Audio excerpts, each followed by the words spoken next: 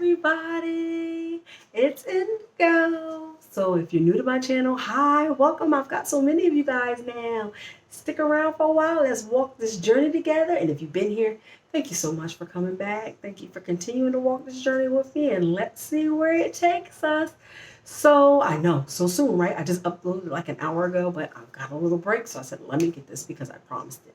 So on this video, I'm just going to discuss what my doctors made me do being over 40 years old. Now, mine in particular was because I was over 45. So because I was over 45, I actually had to sign a clause, y'all, stating that if I die or anything like that, I was made aware of that because of my advanced maternal age. I am considered geriatric. I don't feel geriatric. I don't act geriatric. Everything's great. However, come January 2nd, I did my woman's yearly exam, and I was 220 some odd pounds. I did not know I was diabetic until that appointment. And I have to say, I'm grateful to the original doctor that I was going to go to at Durham, because they were making me do some testing that I didn't think I had to do. But I actually went for that testing to do embryo donation with them.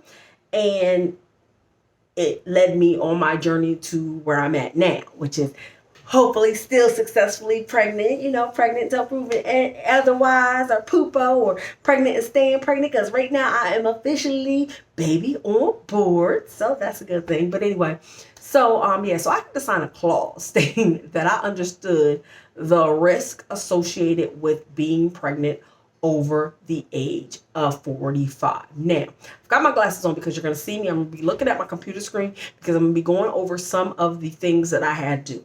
On top of that, I had to go through my regular OBGYN, who had to write a letter stating that she discussed this with me, that I knew my overall health concerns. And it was amazing because the letter she wrote, she said how my A1C went from a 9.9, y'all, on January 2nd to a 5.2 by July. Yes, that's because I lost the weight. I got my health in check. I also had chronic high blood pressure. So that was another actually very serious condition that I had. Hypertension is very serious, especially in the African American community. So I got that under control. I am actually very level and maintained. And they put me on a pregnancy high blood pressure medication way back in January, when they knew this is what my goal was. So not only did I have to go see my OBGYN, and on January 2nd, after seeing that, she sent me to an endocrinologist. I can never say that, for my diabetes.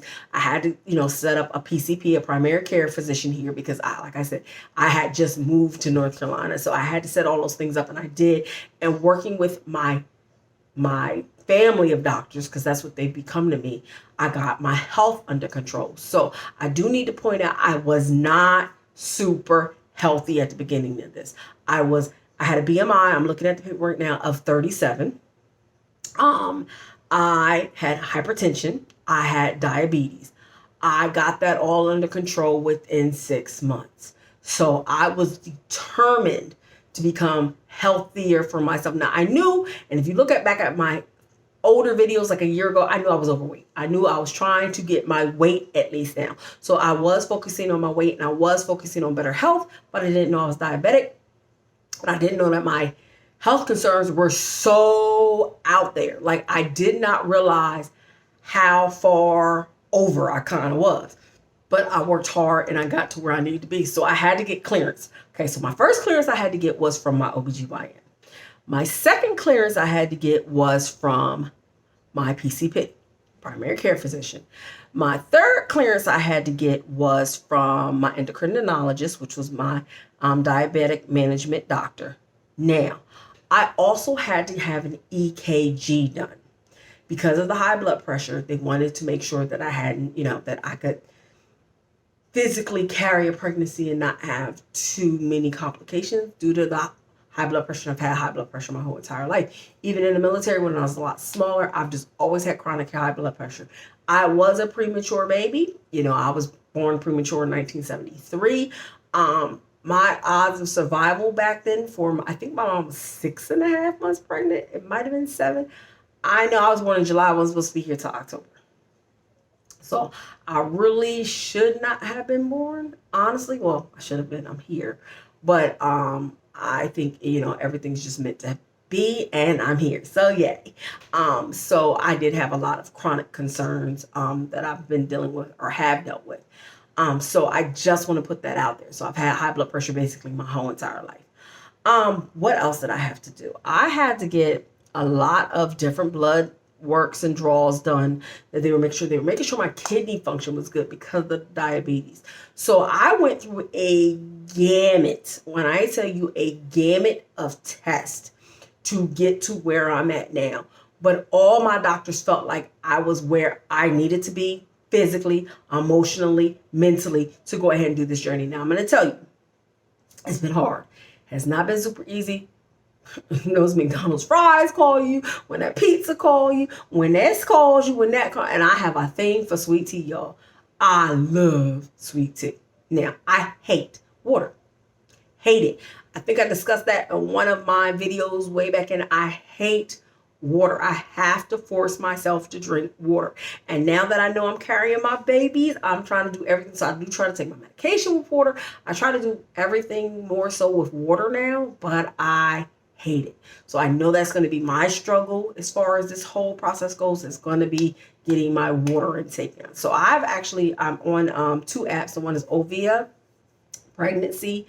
I'm gonna kind of remind you to drink your water. It tells me what the baby's doing right now. Let me give my baby a nickname, which she or he has right now. So I gave her just a nickname that could be for boy or girl or two, whatever. But so I, like I said, I'm really trying to excuse me, stay focused and healthy.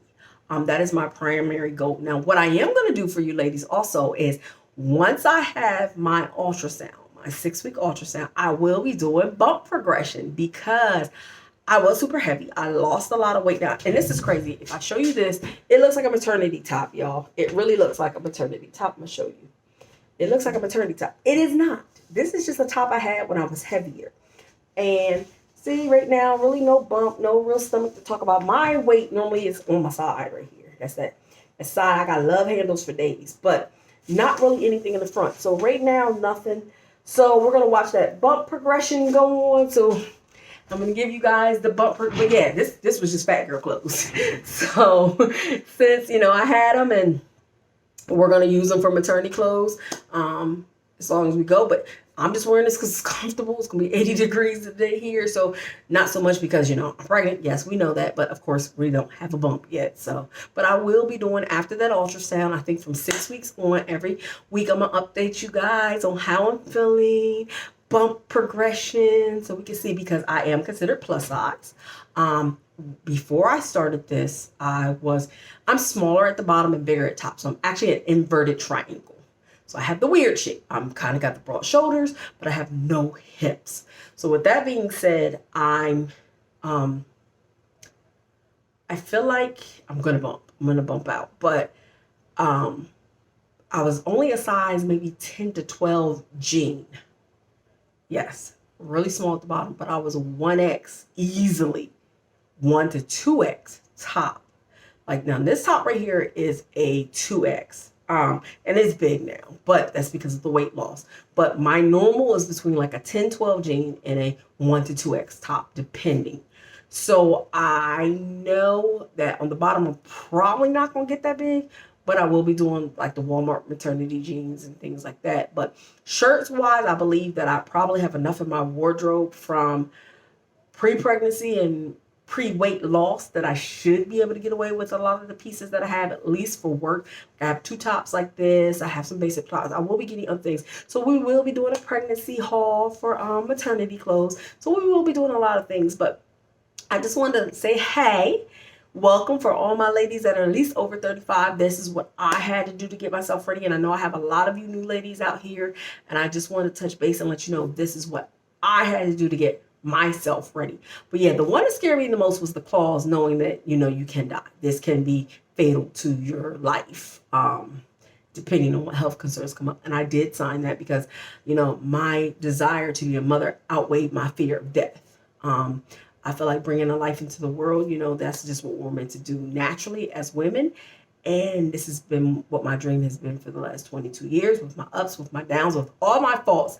I had to grow and mature into who I am now, and grow and mature into, the lady that was ready to be a mother. So, with that being said, I hope this was informative. I would say definitely, especially if you're somebody that has high blood pressure. I couldn't understand why they wanted the EKG, but I'm glad they did make me do the EKG, and I am glad they made me do the kidney function, because you'd be a lot. And I don't drink water, but everything turned out right. And look, I got pregnant on the first go around. We're still fingers crossed, blessings sending up, sticky baby dust, that when we get this next heartbeat, not next heartbeat, when we get this heartbeat or two or whatever we're going to get in there. But, I'm just prayfully every day, just praying over my stomach, praying over this little miracle that has happened, called me being pregnant at 47, y'all. 47, I still can't believe it. But, I'm taking every day, one day at a time, and we're just going to see where this all leads us. So, anyway, you guys have a great day. Thank you for sticking around. Thank you to all my new subscribers. Yay! Big ups. If you have any questions, if there's any video you might want to see, if there's anything you want to have me tell you, I'm kind of an open book, and I will. I'm trying to get Sydney to come in and do more videos so you guys can see, what her thoughts and views are. But she works in corrections, and she works 12-hour shifts, and she's tired a lot. And it's like every time I'm ready for her to film, she sleep or, on her way out the door for work. So, but we're going to get some things together so you can hear Sydney's side of things, and hear her excitement, because she's excited, even though she gave me that, we already knew you were pregnant, when I told her. I think it took a while for it to sink in for her. But anyway, y'all have a great rest of your day, and thank you. Bye.